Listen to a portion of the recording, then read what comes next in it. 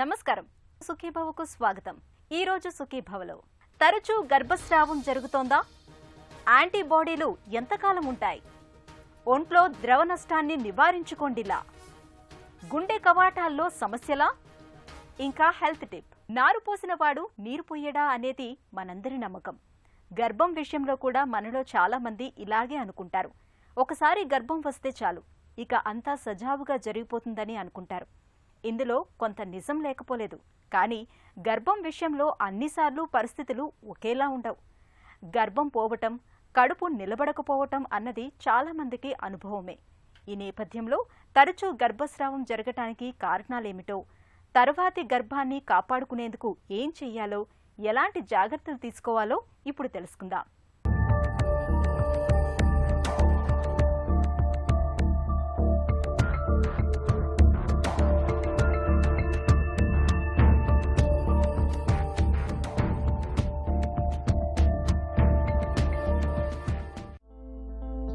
మాతృత్వం ఒక వరం, నవమాసాల కమ్మదనం. అందుకే పెళ్లైన ప్రతి స్త్రీమూర్తి సాధ్యమైనంత త్వరగా తల్లిని కావాలని, అమ్మదనంలోని కమ్మటి అనుభూతుల్ని ఆస్వాదించాలని ఆరాటపడుతుంది. అయితే కొంతమందికి నెలతప్పిన ఆనందం 3 నాళ్ల ముచ్చటగానే మారుతుంటుంది. గర్భం ధరించిన ప్రతిసారి 2వ నెలలోనే 3వ నెలలోనే గర్భస్రావం అయిపోతూ ఉంటుంది. దీంతో అమ్మ కావాలన్న కల కలగానే మిగిలిపోతూ ఉంటుంది. అసలు ఎందుకిలా జరుగుతుంది? తరచూ అబార్షన్ కావడానికి చాలా కారణాలే ఉంటాయని చెబుతారు డాక్టర్లు. ప్రెగ్నెన్సీ 6 నెలల లోపు అంటే 20 వారాలు లోపు కానీ, లేదా పిండం 500 గ్రాముల లోపు బరువు ఉండంగా పిండం పడిపోతూ ఉంటే దాన్ని అబార్షన్ అంటాం. ఇది వరుసగా 2 నుంచి 3 అంటే కాన్సిక్యూటివ్ అబార్షన్స్ అంటాం. 2 నుంచి 3 ఒకటి తర్వాత ఒకటి అబార్షన్స్ అవుతున్నప్పుడు దీన్ని రికరెంట్ ప్రెగ్నెన్సీ లాస్ అంటాం.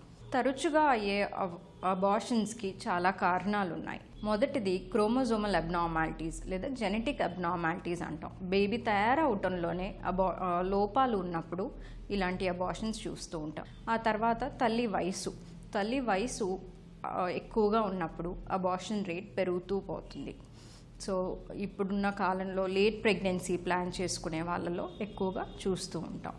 ఆ తర్వాత ఒబేసిటీ, ఇప్పుడు చాలా మందిలో చూస్తూ ఉన్నాం ఈ స్థూలకాయ సమస్య అనేసి. సో ఒబేసిటీ, రికరెంట్ అబార్షన్స్ వీళ్ళల్లో కూడా చూస్తూ ఉంటాం. వీళ్ళల్లో నార్మల్గా మహిళల్లో కంటే 10% ఎక్కువగా ఛాన్సెస్ ఉంటుంది. ఇంకా వేరే కారణాలు, మన ఒంట్లో తయారయ్యే హార్మోనల్ ఇంబ్యాలెన్స్ మూలాన్ని కూడా యూజువల్గా అబార్షన్స్ చూస్తూ ఉంటాం. అండ్ రికరెంట్ అబార్షన్స్ అయ్యే వాళ్ళు కూడా తరచూ షుగర్ టెస్ట్ అది చేయించుకోవటం మంచిది.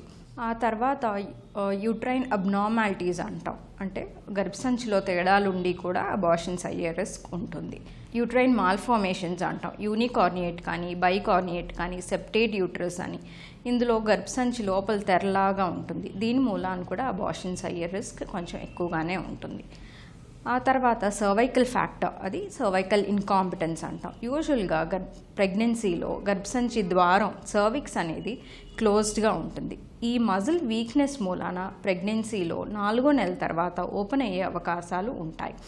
అది సర్వైకల్ ఇన్కాంపిటెన్స్. ఇది యూజువల్గా రెగ్యులర్గా అబార్షన్స్ రిస్క్ ఉంటుంది ఇందులో కూడా. యూజువల్గా 2 అబార్షన్స్ అయిన తర్వాత నెక్స్ట్ ప్రెగ్నెన్సీకి ప్లాన్ చేసుకునే ముందు యాప్లా ప్యానెల్ అనేసి ఒక టెస్ట్ ఉంటుంది. ఆ టెస్ట్ చేయించుకుని నెక్స్ట్ ప్రెగ్నెన్సీకి ప్లాన్ చేసుకోవటం మంచిది. పిండం 6వ నెలకు ముందు లేదా 500 గ్రాముల లోపు ఉండి పడిపోయినప్పుడు గర్భస్రావంగా చెబుతారు డాక్టర్లు. వరుసగా 2 నుంచి 3 సార్లు అలా జరిగినప్పుడు దానికి గల కారణాలు విశ్లేషించాల్సి ఉంటుంది. సాధారణంగా ఎప్పుడైనా ఒకసారి గర్భస్రావం జరగడానికి 50% మహిళలకు అవకాశం ఉండొచ్చు. ఇవే కాక దీనికి ఎన్నో కారణాలుంటాయి. పిండం తయారీలో లోపాలు ఉన్నప్పుడు సహజంగానే ఎదుగుదల ఆగిపోయి గర్భస్రావం అవుతుంది. ఒక్కోసారి జన్యుపరమైన కారణాలు కూడా ఉండొచ్చు. చిన్న వయసులోనే గర్భం ధరించినప్పుడు, గర్భసంచిలో ఏవైనా లోపాలు ఉన్నప్పుడు, గర్భసంచి ముఖద్వారం వదులుగా ఉన్నప్పుడు, గర్భాశయంలో కణితులు ఉన్నప్పుడు, టీబీ వంటి జబ్బులు ఉన్నప్పుడు, థైరాయిడ్, మధుమేహం వంటి సమస్యలు ఉన్నప్పుడు, తీవ్రమైన మానసిక ఒత్తిళ్లతో బాధపడుతున్నప్పుడు గర్భస్రావం జరిగే అవకాశాలు ఎక్కువగా ఉంటాయి. రికరెంట్గా అబార్షన్స్ అవుతున్నప్పుడు, అంటే యూజువల్గా ఇదివరకు 3 అబార్షన్స్ అయ్యాక పరీక్షలు చేసేవాళ్ళు, కానీ ఇప్పుడు 2 అబార్షన్స్ అయ్యాకనే మనం టెస్టులు చేయటం మొదలు పెడుతూ ఉన్నాం. నెక్స్ట్ ప్రెగ్నెన్సీకి ప్లాన్ చేసుకునే ముందు స్కాన్ చేసుకుని గర్భసంచిలో లోపల ఏమైనా తేడాలు ఉన్నాయా అని చూసుకుని, అంటే ఇందాక చెప్పినట్టు బైకార్నియేట్ యూట్రస్ కానీ సెప్టేట్ యూట్రస్ కానీ ఏమైనా ఉందా అని చూసుకోవాలి. తర్వాత యాప్లా ప్యానెల్ అనే టెస్ట్ అది చేయించుకోవాలి. తర్వాత షుగర్ టెస్ట్, థైరాయిడ్ టెస్ట్, ఈ హార్మోన్స్ అన్నీ కూడా నార్మల్గా ఉన్నాయా లేదా అనేసి చూసుకుని వాటికి తగిన అవసరమైన ట్రీట్మెంట్ అది మొదలు పెట్టడం స్టార్ట్ చేయాలి. నెక్స్ట్ ప్రెగ్నెన్సీకి ప్లాన్ చేసుకునే ముందే మనం ప్రీ కన్సెప్షన్ కౌన్సిలింగ్ అనేసి తీసుకోవాల్సి ఉంటుంది డాక్టర్ దగ్గర నుంచి. సో అప్పుడే 3 months ముందు నుంచి ఫోలిక్ యాసిడ్, అంటే ప్రీ కన్సెప్షన్ వైటమిన్ అంటాం, ఫోలిక్ యాసిడ్ 5 grams చొప్పున రోజు తీసుకోవటం మొదలు పెట్టాలి. ఆ తర్వాత మనకి ఏదైతే మనం బ్లడ్ టెస్ట్లు ఇందాక చెప్పుకున్నామో అవన్నీ కూడా చేయించుకొని ఎందులో తేడా ఉంది చూసుకోవాలి. ఆ తర్వాత లాస్ట్ అబార్షన్ది బయాప్సీ అంటాం, మనం డిఎన్సీ చేశాక వచ్చిన ప్రోడక్ట్స్ని బయాప్సీకి పంపించి అందులో జన్యుపరమైన ఏమైనా తేడాలు ఉన్నాయా అనేసి చూయించుకోవాలి. ఆ తర్వాత పేరెంట్స్కి కూడా జీన్స్లో ఏమైనా తేడా ఉందా, క్రోమోజోమల్ అబ్నార్మాలిటీస్ ఏమైనా ఉన్నాయా, పేరెంటల్ క్యారియోటైపింగ్ అంటాం, ఆ టెస్ట్ కూడా చేయించుకొని జెనెటిక్ కౌన్సిలింగ్ ఏమైనా అవసరం అయితే తీసుకోవాల్సిన అవసరం పడుతుంది. గర్భం వచ్చి 2 కంటే ఎక్కువసార్లు గర్భస్రావం జరిగినప్పుడు తప్పకుండా వైద్యుల్ని సంప్రదించాలి. రెండోసారి గర్భస్రావం అయినప్పటి నుండి వైద్యుల పర్యవేక్షణలో ఉండి కొన్ని రకాల పరీక్షలు చేయించి ఫోలిక్ యాసిడ్ వాడుకుని మళ్లీ గర్భం కోసం ప్రయత్నించవచ్చు. గర్భస్రావం జరిగినప్పుడు పిండాన్ని విశ్లేషణకు పంపించి ఎటువంటి జన్యు సమస్యలు ఉన్నాయో తెలుసుకోవచ్చు. మేనరికంలో వివాహమైతే దంపతులకు కెరియోటైప్ పరీక్షను నిర్వహించాల్సి ఉంటుంది. ఇంకా అవసరమైన రక్త పరీక్షలు, స్కానింగ్, థైరాయిడ్ టెస్టులు జరిపి ఏవైనా ఇబ్బంది అని తెలిసినప్పుడు తగిన చికిత్స చేయాల్సి ఉంటుంది. గర్భకోశంలో ఏవైనా లోపాలు, సర్విక్స్ వదులుగా ఉండడం వంటివి జరిగినప్పుడు అవసరాన్ని బట్టి ఆపరేషన్ ద్వారా సరిదిద్దొచ్చు. లేదా 4వ నెలలో సర్విక్స్కు కుట్టువేసి వదులవడాన్ని నిరోధించవచ్చు. గర్భం నిర్ధారణ అయినప్పటి నుండి తగిన మందులు వాడుకుని విశ్రాంతి తీసుకోవాలి. వైద్యుల సలహా ప్రకారం స్కానింగ్ చేయించుకుంటే పండంటి పాపాయికి జన్మనివ్వొచ్చు. సర్వైకల్ ఇన్కాంపిటెన్స్ ఇందాక చెప్పినట్టు గర్భసంచి ద్వారం లూజ్గా ఉంది అని మనకి తెలిసినప్పుడు, నెక్స్ట్ ప్రెగ్నెన్సీలో ఆ కారణం మూలాన అయింది అని తెలిసినప్పుడు మనం స్కాన్ చేసుకుని సర్వైకల్ లెంత్ ఎంతుందో చూసుకుని నార్మల్ కంటే తక్కువగా ఉన్నప్పుడు దానికి సర్జరీ అనేది అవసరం పడుతుంది. సర్వైకల్ ఎన్సర్క్లాజ్ అంటాం. యూజువల్గా 14 వారాల టైంలో ఈ సర్జరీ అనేది చేయబడుతుంది. నెక్స్ట్ ప్రెగ్నెన్సీకి ప్లాన్ చేసుకునే ముందే మనం ఏదైనా కాజెస్, మనం ఇందాక చెప్పినట్టు ఏవైనా ప్రాబ్లమ్స్ ఉన్నాయా అని చూసుకుని, అంటే ఒబేసిటీ ఉన్న వాళ్ళు వెయిట్ తగ్గాక నెక్స్ట్ ప్రెగ్నెన్సీకి ప్లాన్ చేసుకోవటం, తర్వాత జెనెటిక్ ప్రాబ్లమ్స్, పేరెంటల్ క్యారియోటైపింగ్లో ఏమైనా తేడాలు వస్తే దానికి జెనెటిక్ కౌన్సిలింగ్ ఏమైనా అవసరం అయితే తీసుకుని, ఆ తర్వాత బ్లడ్లో ఏమైనా ఇందాక చెప్పినట్టు యాప్లా ప్యానెల్లో ఏమైనా తేడాలు వచ్చినప్పుడు అయితే బ్లడ్ థిన్నర్స్ అంటాం, ఎకోస్ప్రిన్ లాంటివి వాడాల్సిన అవసరం నెక్స్ట్ ప్రెగ్నెన్సీ ప్లాన్ చేసుకునే ముందు నుంచే మొదలు పెట్టాలి. షుగర్ ఉన్న వాళ్ళు కూడా నెక్స్ట్ ప్రెగ్నెన్సీకి ప్లాన్ చేసుకునే ముందే డయాబెటాలజిస్ట్ కానీ ఫిజిషియన్ని కానీ కన్సల్ట్ చేసి వాళ్ళ HbA1c లెవెల్స్ ఎలా ఉన్నాయో చూసుకుని దాన్ని బట్టి నార్మల్గా ఉంటే నెక్స్ట్ ప్రెగ్నెన్సీకి ప్లాన్ చేసుకోవచ్చా లేదా అన్న అడ్వైస్ వాళ్ళ దగ్గర నుంచి తీసుకోవాలి. గర్భం పోయిన తర్వాత చాలా మందికి పట్టుకునే పెద్ద భయం, మళ్లీ గర్భం వస్తుందా, రాదా, వచ్చినా నిలబడుతుందా, లేక మళ్లీ ఇలాగే అవుతుందా అన్నది. నిజానికి గర్భం పోవటం అన్నది చాలా మందికి ఒక్కసారే ఎదురయ్యే అనుభవం. కాబట్టి ఒకసారి గర్భం పోయిందనగానే దిగులు పడాల్సిన పని లేదు. గర్భం పోయిన తర్వాత సహజంగా ఒక ఋతుచక్రం అయ్యే వరకు ఆగి ఆ తర్వాత మళ్లీ గర్భం కోసం ప్రయత్నించవచ్చు. సాధారణంగా ఆరోగ్యకరమైన ఆహారం తీసుకోవడం, మద్యం, ధూమపానం వంటి వాటికి దూరంగా ఉండడం, గర్భధారణకు ముందు నుంచే విటమిన్లు, ఫోలిక్ యాసిడ్ మాత్రల వంటివి తీసుకోవడం, అధిక బరువు లేకుండా చూసుకోవటం, ఇవన్నీ తర్వాతి గర్భం ఆరోగ్యకరంగా సాగేందుకు దోహదం చేస్తాయి. గర్భస్రావం జరగటానికి శారీరకంగా, మానసికంగా చాలా కారణాలే ఉంటాయి. తరచూ గర్భం పోతున్నప్పుడు ఆలస్యం చేయకుండా వెంటనే తగిన పరీక్షలు చేయించుకోవాలి. జన్యుపరమైన కారణాలు ఉన్నాయేమో తెలుసుకోవాలి. తర్వాతి గర్భానికి శారీరకంగా, మానసికంగా పూర్తి స్థాయిలో తగిన జాగ్రత్తలు తీసుకోవాలి. హెల్త్ న్యూస్ మీకోసం. కోవిడ్ ఒకసారి వస్తే మళ్లీ రాదా? బాధితుల్లో కరోనా యాంటీబాడీలు ఎంతకాలం ఉంటాయి? యాంటీబాడీలు లేకపోయినా రోగ నిరోధక వ్యవస్థ వారికి రక్షణ కల్పిస్తుందా? ఇలాంటి ప్రశ్నలకు సింగపూర్ శాస్త్రవేత్తలు సమాధానాలను కనుగొన్నారు. కరోనా యాంటీబాడీలు కొందరిలో రోజుల వ్యవధిలోనే కనుమరుగైతే మరికొందరిలో ఏళ్ల తరబడి తమ ఉనికిని చాటుకుంటున్నాయని లెక్కగట్టారు. బాధితుల రోగనిరోధక శక్తి, కోవిడ్ ఇన్ఫెక్షన్ తీవ్రతను బట్టే ఈ వ్యత్యాసం ఉంటున్నట్లు పరిశోధకులు విశ్లేషించారు. సింగపూర్లోని డ్యూక్ ఎన్యుఎస్ మెడికల్ స్కూల్కి చెందిన శాస్త్రవేత్తలు 164 మంది కోవిడ్ బాధితులను 9 నెలల పాటు పరీక్షించారు. వారిలోని యాంటీబాడీలు, టీ కణాలు, రోగనిరోధక వ్యవస్థ సంకేతాల తీరును తెలుసుకున్నారు. ఈ వివరాలను గణిత నమూనా ద్వారా విశ్లేషించి బాధితులను 5 గ్రూపులుగా విభజించారు. వారిలో కరోనా యాంటీబాడీలు ఏమాత్రం అభివృద్ధి కాని నెగటివ్ గ్రూప్ వారు 11.6% ఉన్నారు. యాంటీబాడీలు అభివృద్ధి చెందిన, త్వరగా వాటిని కోల్పోయే ర్యాపిడ్ వేనింగ్ వారు 26.8% ఉన్నారు. కనీసం 6 నెలల పాటు యాంటీబాడీలు ఉండేవారు 29% ఉన్నారు. 180 రోజుల వ్యవధిలో యాంటీబాడీల స్థాయి స్వల్పంగా మార్పు చెందేవారు 31.7% ఉన్నారు. ఇన్ఫెక్షన్ నుంచి స్వస్థత, ప్రతిస్పందన ఆలస్యమయ్యేవారు 1.8% మంది ఉన్నట్లు పరిశోధకులు గమనించారు. బాధితుల్లో యాంటీబాడీలు అంతంత మాత్రంగానే ఉన్నా రోగనిరోధక వ్యవస్థలోని టీ కణాలు శక్తిమంతంగా ఉంటే వారు మళ్లీ ఇన్ఫెక్షన్ బారిన పడకుండా అవి కాపాడుతున్నట్లు పరిశోధకులు చెబుతున్నారు. వ్యాక్సిన్ల ద్వారా యాంటీబాడీలు ఉత్పత్తి అయినా కొందరిలో అవి ఎక్కువ కాలం ఉండకపోవచ్చు. ఇలాంటి వారు ఏటా వ్యాక్సిన్ వేయించుకోవటం మంచిదని పరిశోధకులు సూచిస్తున్నారు. వేసవి అనగానే ముందుగా మనకు డీహైడ్రేషనే గుర్తుకొస్తుంది. నిజమే, తీవ్రమైన ఎండల ధాటికి ఒంట్లోని నీరు, లవణాలన్నీ చెమట రూపంలో ధారాళంగా బయటకు వెళ్ళిపోతూ ఉంటాయి. దీంతో ఒళ్లంతా ఒకటే నీరసం ఆవహించేస్తూ ఉంటుంది. మరి ఇలాంటప్పుడు ఏం చెయ్యాలి? ఒంట్లో ద్రవ నష్టాన్ని ఎలా నివారించుకోవాలి? డీహైడ్రేషన్ను నివారించుకునేందుకు వేసవి కాలంలో ఏం చెయ్యాలో, ఎలాంటి జాగ్రత్తలు తీసుకోవాలో ఇప్పుడు తెలుసుకుందాం.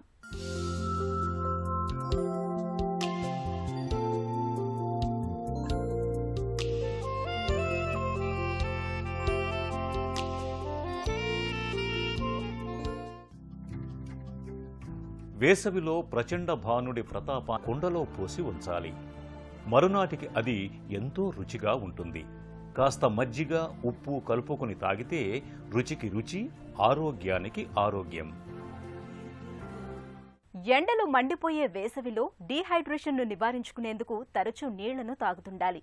నీళ్లతో పాటు ద్రవాహారాలు, ముఖ్యంగా మజ్జిగను తీసుకోవాలి. పుచ్చకాయ, కర్బూజా వంటి పండ్ల రసాలను కూడా తీసుకుంటూ ఉంటే మరీ మంచిది. ఈ జాగ్రత్తలు డీహైడ్రేషన్ను చక్కగా నివారిస్తాయి. గుండె జబ్బు అనగానే మనలో చాలా మందికి ముందుగా గుండెపోటే గుర్తుకొస్తుంది. నిజమే, గుండెపోటు ప్రమాదకరమైందే, ప్రాణాంతకమైందే, కాదనటం లేదు. కానీ గుండె గదులకు తలుపుల్లాంటి కవాటాల్లో కనిపించే సమస్యలు కూడా గుండెపోటంత ప్రమాదకరమైనవే. కవాటాలు సరిగ్గా పనిచేస్తుంటేనే మన గుండె పదిలంగా ఉంటుంది. గుండెలోని 4 కవాటాల్లో ఏ ఒక్కటి దెబ్బతిన్నా మొత్తంగా గుండె ఆరోగ్యమే ప్రమాదంలో పడుతుంది. బైపాస్ సర్జరీ తర్వాత అత్యధికంగా గుండె కవాటాల సర్జరీలు జరుగుతున్న నేపథ్యంలో కవాటాల్లో సాధారణంగా కనిపించే సమస్యలు, వాటికి పరిష్కార మార్గాల గురించి డాక్టర్ని అడిగి ఇప్పుడు తెలుసుకుందాం.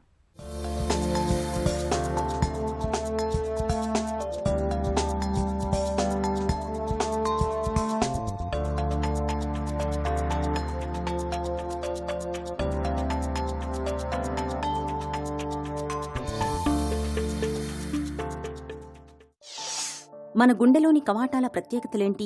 మెయిన్ మన గుండెలో కవాటాలు దేనికి ఉపయోగపడతాయి అంటే unidirectional blood flow. Unidirectional blood flow అంటే మనకి ఒక మార్గం ద్వారానే బ్లడ్ వెళ్ళటానికి, రివర్స్లో రాకోకుండా ప్రివెంట్ చేయడానికి ఈ కవాటాలు అనేవి మనకు ఉపయోగపడతాయి. సో మనకి గుండెలో మెయిన్గా కుడివైపు, ఎడమ వైపు ఉంటుంది. కుడివైపు 2 కవాటాలు, ఎడమ వైపు 2 కవాటాలు ఉంటాయి. సో ఈ కవాటాలు అనేది యూనిడైరెక్షనల్ బ్లడ్ ఫ్లోకి మనం పంప్ చేసినప్పుడు అవి ముందలకి వెళ్ళటానికి, అంటే మనకి వీనస్ సిస్టమ్ నుంచి వచ్చిన బ్లడ్ ఊపిరితిత్తులకి, ఊపిరితిత్తుల నుంచి వచ్చిన బ్లడ్ మనకి అన్ని అవయవాలకి సరఫరా చేయడానికి మెయిన్ ఉపయోగపడుతూ ఉంటాయి. గుండె కవాటాల్లో సాధారణంగా ఎలాంటి సమస్యలు కనిపిస్తాయి? మనం కవాటాల్లో మెయిన్గా మనం 2 ప్రాబ్లమ్స్ చూస్తూ ఉంటామండి. ఫస్ట్ ప్రాబ్లం ఏంటంటే కవాటం చిక్కబడి మూసుకుపోవటం. రెండోది ఏంటంటే కవాటంలో స్ట్రెంగ్త్ తగ్గిపోయి అది లీక్ అవటం. సో మనకి చిక్కబడిపోవటం వల్ల ఏంటంటే ముందలకి వెళ్ళే బ్లడ్ ఫ్లోకి అబ్స్ట్రక్షన్ వస్తుంది. అంటే ముందలకి వెళ్ళాలంటే అది ఆగిపోయి ఇప్పుడు ఒక డ్యామ్ ఉందనుకోండి, దాని గేట్ తెరవకపోతే అది వెనకాలకి తన్నేసి బ్యాక్ ఫ్లడ్స్ లాగా, అంటే వెనకాల డ్యామ్ వెనకాల ఉన్న పల్లెలన్నీ మునిగిపోతూ ఉంటాయి. సో కవాటం మూసుకుపోయినప్పుడు ఎలా అయిందంటే ఆల్మోస్ట్ క్లోజ్డ్ డ్యామ్ గేట్స్ లాగా మనం తీసుకోవాలి దాన్ని. అదే కవాటం లీక్ అనుకోండి, మనకి ఫార్వర్డ్కి వెళ్ళిన బ్లడ్ అక్కడ ఉండకోకుండా మనకి వెనక్కి వచ్చేస్తూ ఉంటుంది. వెనక్కి వచ్చేయటం వల్ల ఏమవుతూ ఉంటుందంటే బయట ఉన్న అవయవాలకు అన్నిటికీ బ్లడ్ సరఫరా లేకపోవటం వల్ల మనకి బ్లడ్ ద్వారానే ఆక్సిజన్ కానీ గ్లూకోజ్ కానీ ట్రాన్స్పోర్ట్ అయ్యేది. ఈ ట్రాన్స్పోర్ట్ అవ్వకోకుండా ఆగిపోవటం వల్ల మనకి ఇబ్బందులు అనేవి వస్తూ ఉంటాయి. కవాటాలు ఎందుకు దెబ్బతింటాయి? కారణాలేంటి? వీటికి రకరకాల కారణాలు ఉంటాయండి. మెయిన్ రుమాటిక్ హార్ట్ డిసీజ్ అనేది మనలో ఇండియాలో బాగా ప్రివలెన్స్ ఎక్కువ ఉంటుంది. మేజర్ కారణం అయితే రుమాటిక్ హార్ట్ డిసీజ్. అంటే ఏ అవయవంలో ఏంది అనేది, ఏ వయసులో ఏదనేది కూడా చాలా ఇంపార్టెంట్. అంటే మనకి 30 to 40 years వచ్చేసే లోపల చూసుకుంటే రుమాటిక్ యాక్టివిటీ ఎక్కువ ఉంటుంది. మామూలుగా 20 ఏళ్ల లోపల చూసుకుంటే కంజెంటల్లో వచ్చే మార్పుల వల్ల, అంటే పుట్టుకతో వచ్చే మార్పుల వల్ల వీటి వల్ల ఇబ్బందులు వస్తూ ఉంటాయి. 60 నుంచి 70 ఏళ్ళు అయితే డీజనరేటివ్ డిసీజెస్ అంటారు. ఇవి కాకోకుండా కొన్ని మార్ఫాన్ సిండ్రోము, ఇలా స్పెషల్ సిండ్రోమ్స్ అంటారు. అంటే వేరే సిస్టమ్స్ కూడా ఒక 2-3 సిస్టమ్లు ఇన్వాల్వ్ అయినప్పుడు సిండ్రోమ్స్ అంటారు. వాటితో సంబంధించినవి కూడా ఇవి ఇలా ఉంటాయి మొత్తం. సో కొన్ని అన్ఎక్స్ప్లెయిన్డ్ ఉంటాయి, వాటిని ఇడియోపతిక్ అంటాం, అంటే మనకి కారణాలు తెలియకపోవటం. సో ఇలా రకరకాలుగా ఒక 8-9 వెరైటీస్ ఆఫ్ డిసీజెస్ వల్ల ఇవన్నీ మేనిఫెస్ట్ అవుతూ ఉంటాయి. కవాటాలు దెబ్బతిన్నప్పుడు ఎలాంటి లక్షణాలు కనిపిస్తుంటాయి? లక్షణాలు చాలా కనిపిస్తూ ఉంటాయండి మనకి. అంటే ఏ కవాటం ఇన్వాల్వ్ అయింది వాటిని బట్టి మనకి లక్షణాలు ఉంటాయి. సో ఎక్కువ ఒక మైట్రల్ వాల్వ్ ఇన్వాల్వ్ అయితే పేషెంట్కి ఫెటిగబిలిటీ అంటారు, అంటే నీరసంగా ఉంటాం. వాళ్ళ ఆహారం ఎంత తీసుకున్నా కానీ అది వంటబట్టనట్టు నీరసంగా ఉండటం. నెక్స్ట్ ఆయాసం, రొప్పు రావటం, కొంచెం 4 అడుగులు వేయగానే దడ ఇవన్నీ రావటం, పాల్పిటేషన్స్ అంటే దడ ఎక్కువ అయిపోతూ ఉంటాం. నెక్స్ట్ తిన్న అన్నం అరక్క మళ్ళీ వాంతుల్లాగా అవటం, ఫెయిల్యూర్ అంటే కాళ్ళ వాపులు ఇవన్నీ వస్తాం, యూరిన్ అవుట్పుట్ ఇవన్నీ తగ్గిపోవటం, పొట్ట ఉబ్బరం, నెక్స్ట్ పొట్టకి నీరు చేరటం, నెక్స్ట్ అయోటిక్ వాల్వ్లో అయితే మనకి కళ్ళు తిరిగి కింద పడిపోవటం, నెక్స్ట్ యాంజైనల్ అటాక్స్ అంటే పడుకుంటే మనకి గుండె నొప్పిలాగా ఉండటం, ఇంకా ఇవన్నీ చాలా మార్పులు వస్తూ ఉంటాయండి వీళ్ళలో. కవాటాల్లో సమస్యల్ని ఎలా నిర్ధారిస్తారు? ఎలాంటి పరీక్షలు చేస్తారు? నిర్ధారణకి బేసిక్గా ఎకోకార్డియోగ్రఫీ అనేది గోల్డ్ స్టాండర్డ్. అంటే మనం ఎకో అనేది గుండె స్కాన్ చేస్తారు. ఆ స్కాన్ చేస్తే మనకి ఆల్మోస్ట్ 80 to 90% ఆఫ్ ది కవాటాల్ లీజన్స్ అనేవి మొత్తం తెలుస్తూ ఉంటాయి. దీంట్లో కొన్ని మార్పులు మనకి ఏదన్నా తెలియకపోతే ట్రాన్స్ఇసోఫేజియల్ ఎకోకార్డియోగ్రఫీ అని ఉంటుంది. ఆ ట్రాన్స్ఇసోఫేజియల్ ఎకోకార్డియోగ్రఫీ టీఈ చేస్తే ఆల్మోస్ట్ 100% మనం కంక్లూజివ్గానే వస్తాం. ఇంకా థర్డ్ది వచ్చేసే లోపల కార్డియాక్ క్యాథెటరైజేషన్ అనేది కూడా చేసుకోవచ్చు, బట్ అదేమి మ్యాండేటరీ కాదు. నవ్వే డేస్ వెరీ రేర్గా చేస్తూ ఉంటాం. అది దెబ్బతిన్న కవాటాల్ని మందులతో బాగు చేయొచ్చా? కొన్ని కవాటాల ఇబ్బందులు ఏంటంటే చాలా కాలం పేషెంట్ సఫర్ అవుతారు, కానీ మనకి మందులతో చాలా కాలం వాడుకోవచ్చు. కొన్ని కవాటం ఇబ్బందులు ఏంటంటే లాస్ట్ స్టేజెస్లో ప్రజెంట్ అవుతారు. వాళ్ళు మందులు వాడినా కానీ ఇమ్మీడియట్గా, అంటే ఇప్పుడు అయోటిక్ రిగర్జిటేషన్ ఉన్నాయనుకోండి, మనకి ప్రాబ్లమ్స్ సిమ్టమెటాలజీ అంటాం. అది వచ్చిన తర్వాత ఒక్కొక్కసారి మనకు 3 ఏళ్ళు మాత్రమే టైం ఇస్తుంది.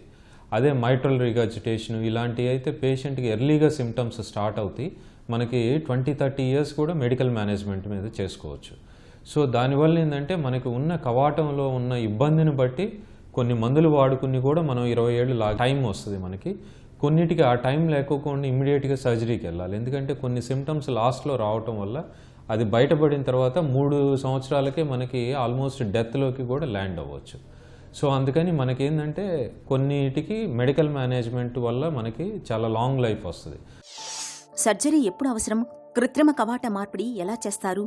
సర్జరీ అనేది ఇప్పుడు మైట్రల్ రిగర్జిటేషన్ అంటే కొన్ని పారామీటర్స్ ఉంటాయి. మైట్రల్ స్టినోసిస్ కొన్ని పారామీటర్స్ ఉంటాయి. ఏఎస్ఏఆర్ అనేది వాటిలో ఏంటంటే మనకి ఎప్పటికప్పుడు గైడ్ లైన్స్ అనేవి ఉంటాయి. ఆ గైడ్ లైన్స్ ప్రకారం ఏంటంటే సివియారిటీ ఆఫ్ ది డిసీజ్ అనేది దేనికైనా మనకి స్కోరింగ్ సిస్టమ్స్ ఇవన్నీ ఉంటాయి.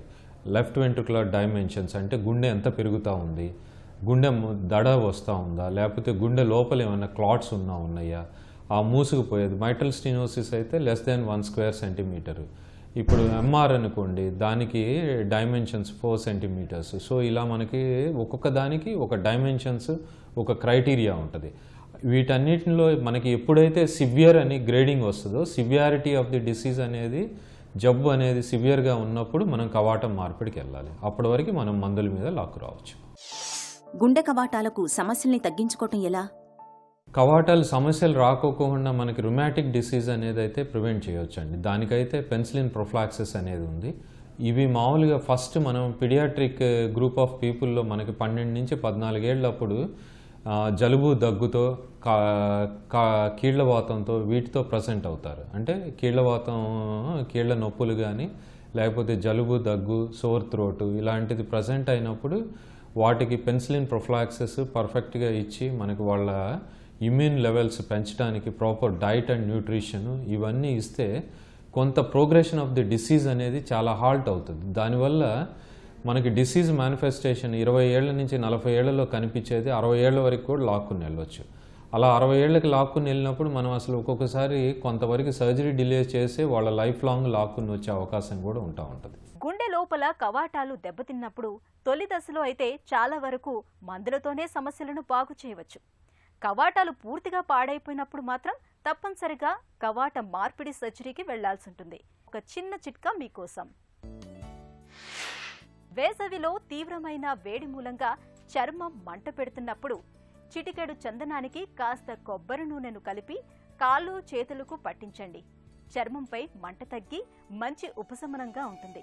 సుఖీభవ కార్యక్రమానికి సంబంధించిన మీ విలువైన సూచనలు, సలహాలను వెంటనే మాకు రాసి పంపించండి. మా చిరునామా Sukhibhava, ETV, Ramoji film city, Hyderabad 501512 లేదా sukhibhava@etv.co.in కు మెయిల్ చేయండి.